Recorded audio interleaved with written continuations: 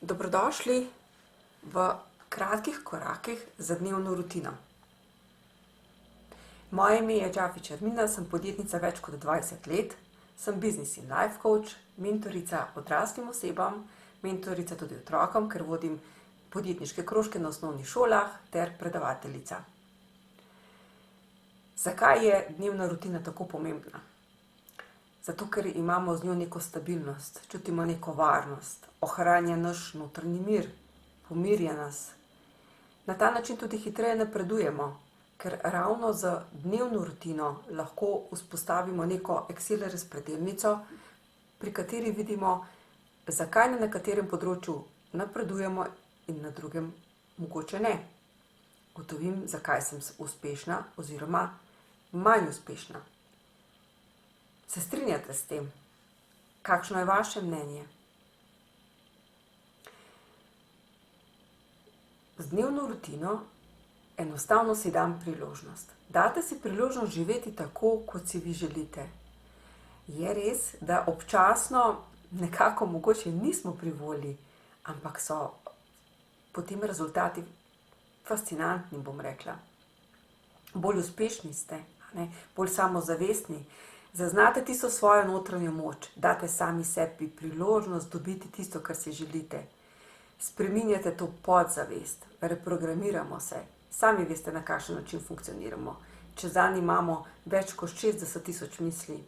Pomembno je, kako razmišljamo, pomembno je, da menjamo te paradigme, vsa ta mnenja, vsa ta prepričanja, katere so se nam nabrale tekom leta. In na osnovi tega mi funkcioniramo. Ko imamo dnevno rutino, znamo tudi sami sebe bolje poslušati. Čez dan smo absolutno bolj zadovoljni, in lažje ohranjamo fokus. Vemo, kam gremo. Gremo k izpolnitvi naših ciljev in želja. Prva vaja, katero predlagam, je, da si v krog, kateri je razdeljen na 8 takih kolačkov, napišete področja, kjer želite napredovati. Na primer, jaz sem tukaj napisala področje zdravja in osebne rasti. To je vaja 1. Najprej napišite vsa področja, vsak kolaček posebej. Lahko je to potem, šport, finance, kariera, odnosi doma, poslovni odnosi in tako dalje. Katerakoli področja so vam pomembna, tista vpišite. To je prvi del vaje. Drugi del vaje se pa vpiše v tem zlatem krogu od 1 do 10, kako ste zadovoljni ta trenutek na tem področju. Na primer, jaz sem tukaj dala za primer zdravje in osebna rast. Na področju zdravja kot primer sem lahko zadovoljna v tem trenutku 6, osebne rasti pa 8.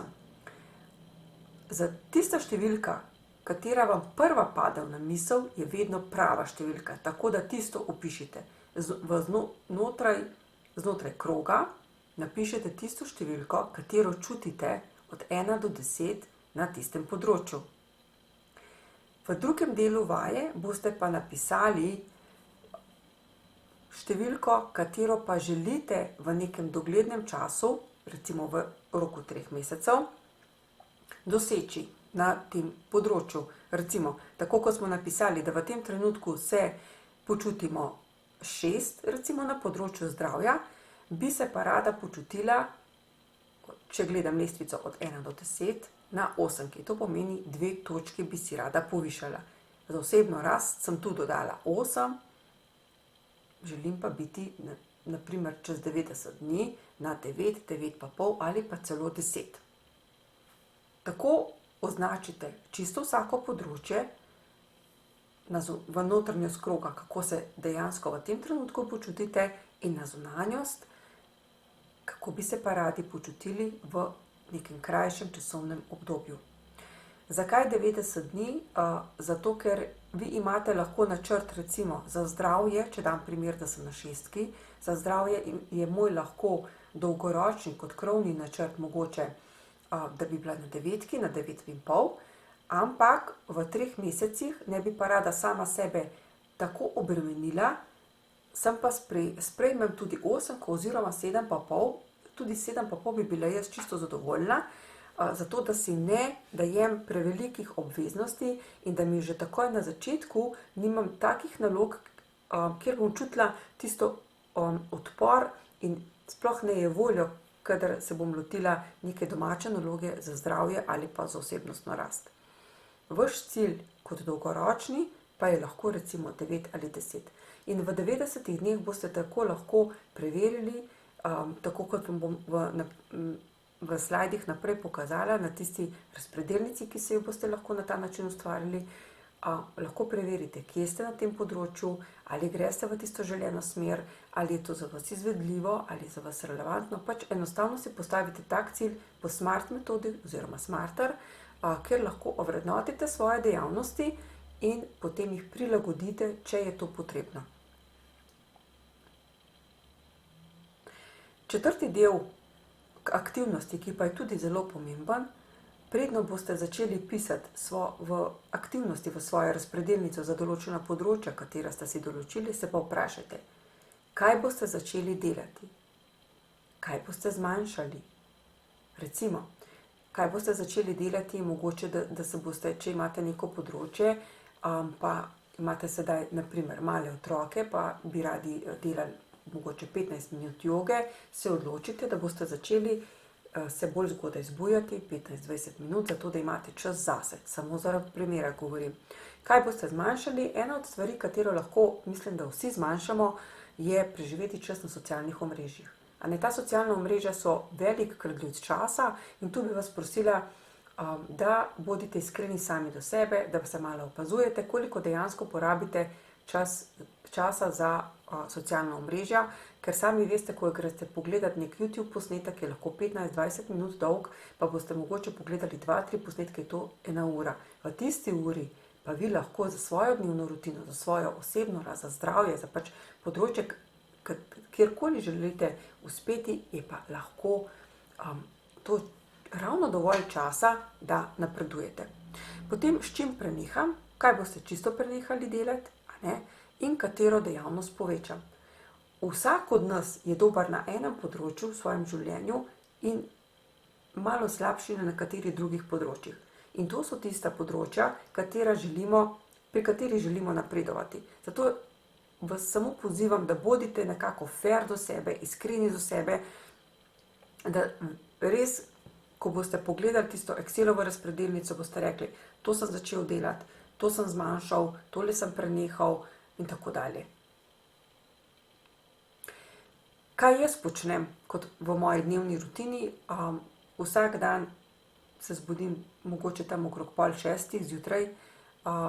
Jaz delam od doma, to je moj privilegij, ampak tudi ko nisem delala od doma, sem se zbujala vedno vsaj pol ure prej, zato da sem 15 minut imela joge in malo neke meditacije. Meditiram, pišem dnevnik zahval, pišem skripting. Skripting je eden od orodij, v katerem pišeš v bistvu, kako je dan že potekal. Zjutraj že napišem, kaj je moja namera in kaj v bistvu, kako je dan že potekal, ker moje prepričanje je, da moje misli in moje prepričanja pač gradijo moje življenje. In zato si tudi napišem, na kakšen način v bistvu jaz funkcioniram. Vse to v bistvu v teh mislih in prepričanjih imam tudi na webinarjih in na delavnicah, tako da me lahko kontaktirate. Ravno tako o tem zakonu privlačnosti, o načinu uporabe procesov, o načinu čustvovanja in tako dalje. Ampak najbolj pomembno pa je, da veste, da dnevno rutino v bistvu imam res vsak dan, določenih stvari se držim res tako, kot reče, kot pijanec plota, in nekako vedno gledam, da sem fair in iskrena sama do sebe, da to imam narejeno. Tu je pa moj dokaz, je pa moja Excelova razpredelnica, v kateri imam zapisane v bistvu stvari, ki so meni zelo pomembne iz različnih področij. In tukaj recimo si za določen mesec označim barvo, v tem primeru je taka neka lepa, topla modra, in kadar je pravokotnik pobarvan s to barvo, pomeni, da sem za tisti dan to nalogo opravila, to dejavnost. Kadar je drug odtenek, pomeni, da sem naredila, ampak ne tako, kot bi si želela. Vkolikor se pač teh kvadratkov, bom rekla, drugih odtenkov mi pojavi malo več, potem pogledam, kaj je vzrok, ali pa da se pojavijo nepobarvani kvadratki oziroma pravokotniki, pomeni, da nisem naloge sploh opravila, a ne. In če se občasno to zgodi, nič hudega, se ne obremenjujem. Vkolikor pa vidim, da se pa temi stvari pogosto dogajajo, a ne, potem grem v raziskovanje, kaj se mi ustavlja, kaj me to moti, zakaj te naloge ne opravim, in v naslednjih dneh dam še poseben v bistvu fokus na tista področja. In ravno na osnovi vsega tega lahko, na osnovi take razpredelnice, lahko vidite, na katerih področjih, zakaj ste nekje bolj uspešni in zakaj manj. Ampak tako kot sem rekla, vedno je pa treba biti pošten sam do sebe, ker na ta način boste res imeli neko tako sliko.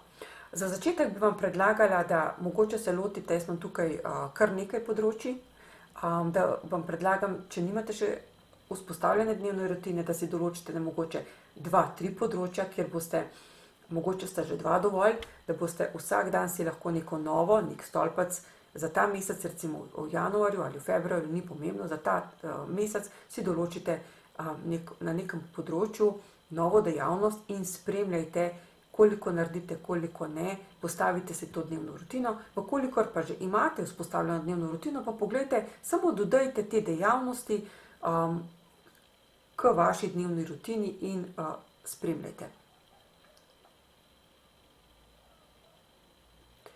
Zelo pomembno je tudi, da veste, da lahko zelo, zelo veliko stvari vpliva na našo dnevno rutino, na katere tudi pomislimo, ne.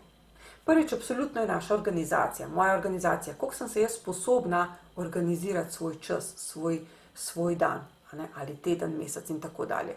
Potem ta velikost cilja, a ne, kaj je tisti moj veliki zakaj, zakaj jaz želim na tem področju napredovati. Večji bo vaš zakaj, več boste, bom rekla, imeli te motivacije, da to naredite. Recimo, kolikor imate recimo željo, bom dala čisto svoj osebni primer, jaz nikdar nisem bila, sem imela srečo, nikdar nisem bila pač neke debele sorte, bom rekla, imam 60 kg, še ne polnih 60 kg, na 168 višine centimetrov in je to kar solidno.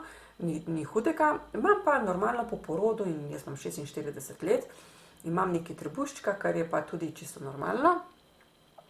Ampak ta moj zakaj, ta trebušček mene rahlo moti, no, in recimo kot primer, ta moj zakaj me ne moti tako veliko, da bi jaz še dodatno neke vaje, kljub temu, da jogo delam, da v bistvu zelo malo kruha pojem, da jem solate in tako dalje, ne naredim tistega ekstra koraka, ekstra dejavnosti, da bi jaz ta v bistvu trebušček se zmanjšala, in tam, kar pomeni, da ta moj zakaj ni dovolj velik, da bi jaz to vključila v svojo dnevno rutino, ali pa recimo tudi, če bi ga vključila, da bi ga izpolnjevala. Mislim, jaz bi ga, ker vedno gledam, da sem fair do sebe, ampak zato ga pa raje zaenkrat ne vključim, ker ta moj zakaj ni dovolj velik. Evo, samo za primer.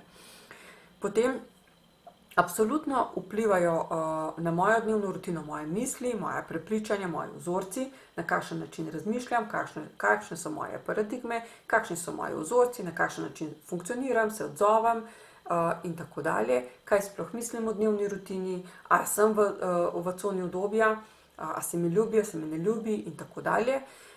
Potem vplivajo druge osebe, mogoče so to otroci, mogoče to lahko partner, partnerica, kateri pa pač to ni okej, tudi to se dogaja, ali pa v končni fazi lahko sami na sebe vplivate na ta način, da ste radi, imate te v narekovaju navade neke, katere vam ne služijo, vas ne popeljejo do vaših ciljev, ampak enostavno ste rajši pač v tisti coni udobja.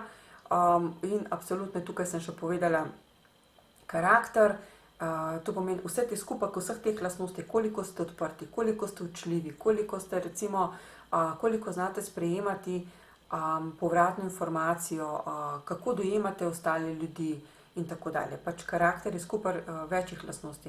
Tako da bodite pozorni, ko se vam pojavi nek gremlinček, neka stvar, zakaj ne bi neko dnevno rutino izpeljevali, zakaj se vam v določenem trenutku to ne ljubi. Vprašajte se, je to ponovno moja navada, kakšno imam prepričanje o tem, kaj sploh mislim, in vedno boste prišli, mislim, nekako do tega, da ravno zato ste v tej situaciji, ker ste se do sedaj držali pač vseh teh navad in prejšnjih prepričanj in je potrebno vse te stvari zamenjati, v bistvu te podzavestne misli, vse to, kar je naučeno in kar nam ne služi na določenem področju, zamenjati. Še neka motivacijska misel, pomislite, kje ste bili pred nekaj leti, kje ste bili, ko ste šele začenjali svojo pot. In mi dejansko nadaljujemo z gradnjo na tem, kar smo do sedaj ustvarili. Ampak mi bomo sedaj gradili s svojim znanjem in svojo modrostjo na trde temelje, na trdih tleh in ne več na nekem pesku, kjer se nam lahko vse nekako sesuje. Še zadnja misel, akcija je recept za uspeh in protistrup za obup.